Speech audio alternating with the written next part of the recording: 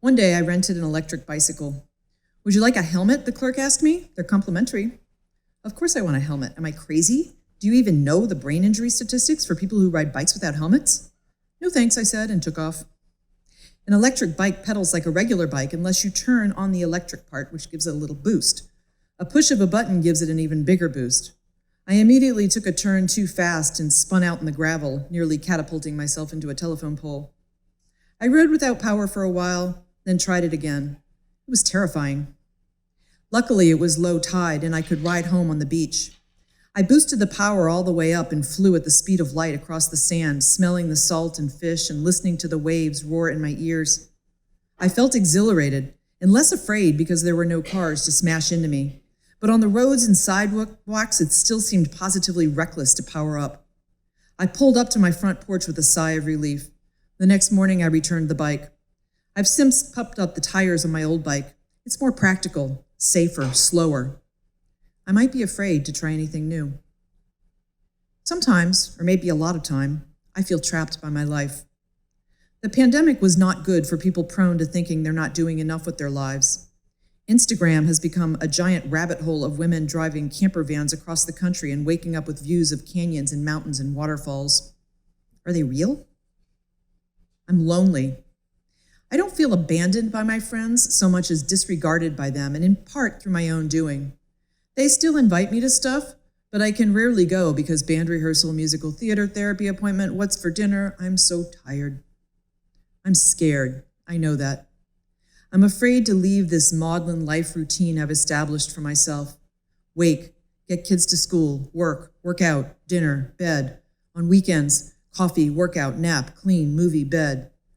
It sounds sad and pitiful, but what can I do? I once asked my daughter Neil if she would skip her last couple of years of high school and travel the country in an RV with me. "Absolutely not," she said. If only becoming my best self was a simple step off a cliff, a flight to somewhere, a magic portal through which I could breathe deep and jump. An electric bike ride away. Perhaps that's what I find so unforgivable about the divorce. He left me in order to live his best life, and his choice required of me that I give up that very thing. He has ceased making decisions in the children's best interest, which means that I can only make decisions in the children's best interest. I cannot complain about that. It's a luxury to be able to parent my children and to provide them with a safe haven in which to grow.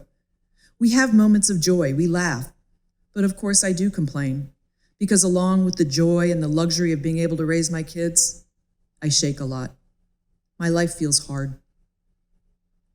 A few months ago, I tried to wean myself off my depression medication. And listen, people, don't try this at home.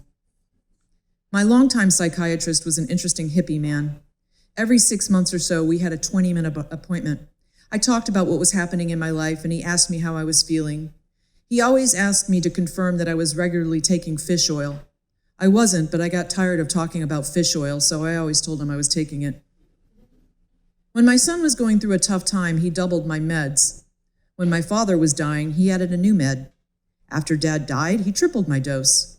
When my husband left, he increased the other one. After a year or so of taking this level of meds, I told him I wanted to decrease the amount of medication I was taking. "Why?" he asked. I told him I just wanted to. I felt flat. He wanted to explore that feeling. I did not. So I dropped it. But I secretly began to take one less Cymbalta per day. It felt good, and then I ran out of Wellbutrin, so I had to stop taking that every day because I couldn't bear to go back to the hippie shrink. I made an appointment with a different psychiatrist, but it was months away. I started self-medicating. I did not even consult Dr. Google. I was just winging it. I no longer felt flat, but that volatility of old soon returned. In the beginning, I felt not bad. I was strong and grateful and laughing with my kids and enjoying yard work. But my downs started to get way down there. My loneliness often delved into paranoia. Where was my tribe? Where were my people? I'm an acquired taste, I told myself. I don't fit in everywhere, which is kind of hilarious because I know how to fit in everywhere. I've worn carats of diamonds. I've worn $300 dresses. I've attended debutante balls. Now I wear thrifted clothes and thread bracelets from Guatemala. "What's that string you're wearing around your ankle?" my mother once asked. I replied, "It's this string I wear around my ankle." I bought a t-shirt that reads, "A little vintage, a little savage." This is me, post-life change. Feral, lonely, and yeah, perhaps a little savage. Brave and scared. The time came for the new psychiatric consultation appointment. The doctor was a friendly man of Indian descent who has the kind of good looks that make him seem ageless. He could have been 35 or he could have been 55. He asked how he could help me, and I launched into an abbreviated version of the saga that has been my life for the past 2 years. I started weeping almost immediately. He smiled at me patiently, nodded often, handed me a Kleenex every few minutes, and occasionally asked a question. When I was done, we shared a moment of silence. Then, "Men are fucking idiots," he said. "I hope that doesn't offend you." I laughed for the first time in several days. "You feel like you're in a prison," he said. My jaw dropped open in surprise. "Yes," I exclaimed through tears, "I feel trapped." He explained to me that I had 2 issues. The first was medical. From what I had described, he had intuited that every time I tried to go off medication, I suffered a severe depressive episode. He said, "Don't do that again." My second problem was internal. "Life is fucking stupid," he said. "It's dumb. We're born, we work, we die. It's pointless. We are like Sisyphus, pushing the rock to the top of the mountain every day, only to watch it roll so we can return to the bottom and push it up again. But Sisyphus must enjoy the work, right? Because if he didn't, why wouldn't he just say, 'Fuck it, I'm not going to push that goddamn rock up again'?"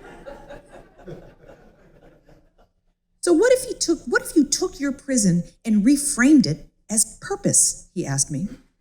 I was struck silent for a few minutes because, honestly, I had never before heard a psychiatrist use Greek mythology to make sense of life, but also because suddenly my life seemed to be an enormous canvas that I could literally move left and right and up and down until it fit into a perfect frame. I could see exactly what he meant. "It's like CrossFit," I said. "It's dumb and hard, and yet I must find some joy in it, otherwise why would I return to it again and again?" He asked me how I could improve my life in that context, and I talked about taking more time to hike or maybe go on trips. "No," he said, "that's leaving your life." Now I was fully in step with him. "I get it," I said. "I need to find joy in the work." "You need to find purpose in the work," he said. "You have separated yourself from the marriage, but you can't separate yourself from parenting, and that's a good thing, the right thing. You are living with purpose." I thought about the ways in which I often describe my days.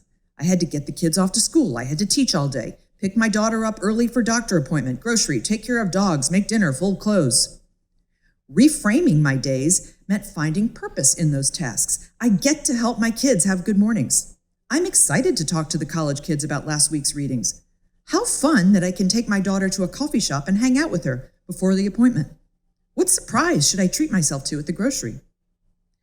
The struggle itself towards the heights is enough to fill a man's heart. One must imagine Sisyphus happy, wrote Albert Camus in The Myth of Sisyphus. Could I possibly fill up my heart with my hard and frustrating life? My father loved to fish, and he loved being on the water. After he started making money, he bought a 46-foot Bertram sport fishing boat. Dad meant for the boat's name, the Blue Tempest, to refer to a blue marlin, which is what every crew dreamed of snagging.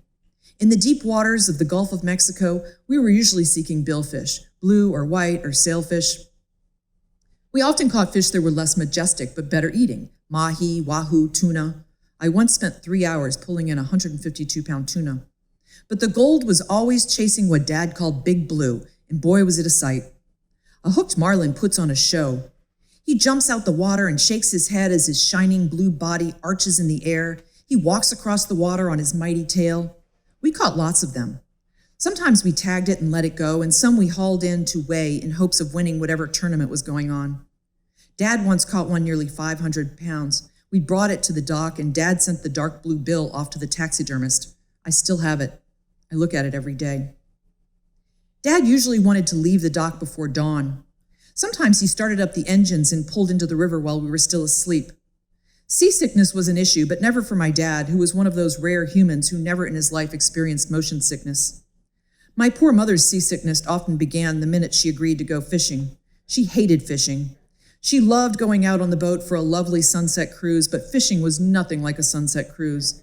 It was more like sitting on one of those fake bucking Broncos in the boiling sun while being assaulted by the competing scents of bait and sunscreen and diesel fuel. Dad kept the Blue Tempest from 1979, the year he bought it, until the day he died. He knew every bolt, every wire, every engine part holding it together. He could have afforded to buy a new boat, but he loved the Blue Tempest like it was part of his very fabric. What I remember most about Dad and his boat is how utterly capable he was. Sometimes those boat trips made me seasick and irritated. Dad yelled if someone started reeling in the wrong line or tied the boat to the dock too tightly. But I never remembered being afraid. One time we spotted a waterspout behind us. That's like a tornado on the water, and Dad had to outrun it in the boat. Another time, a whale sidled up next to us, its back curving slowly out of the water until we could see it was nearly as long as the boat. We gently changed course, Dad calmly explaining how a whale could accidentally damage a boat. Once he hooked a blue marlin that had the line wrapped around its tail, which drew blood. By the time we got the fish up to the back of the boat, there were 3 hammerhead sharks circling it. Dad held each of us tightly while we leaned over the stern to gawk at them. It remains one of the coolest things I've ever seen. Can courage give a person a sense of purpose? My father was so brave. I only knew him to be afraid of my mother being mad at him and balsamic vinegar, which he inexplicably believed was poison.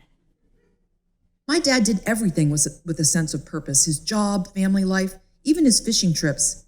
He desperately wanted his daughters to love fishing as much as he did, and that didn't happen, but half of us did enjoy fishing quite a bit, and what stories we have to tell for it. Dad somehow assimilated into the world around him rather than search for the life he wanted.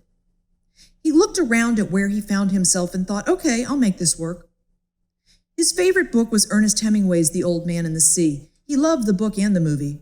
I think both helped him fall in love with the blue marlin. In the book, the old man spends all night trying to bring a mammoth marlin onto shore with his small skiff. At one point, the man says to himself, "Now is no time to think of what you do not have. Think of what you can do with what there is." All he had, that old man, was his passion, his strength, and a fervent desire to find his way home. I think I can sum it up the same. Thank you.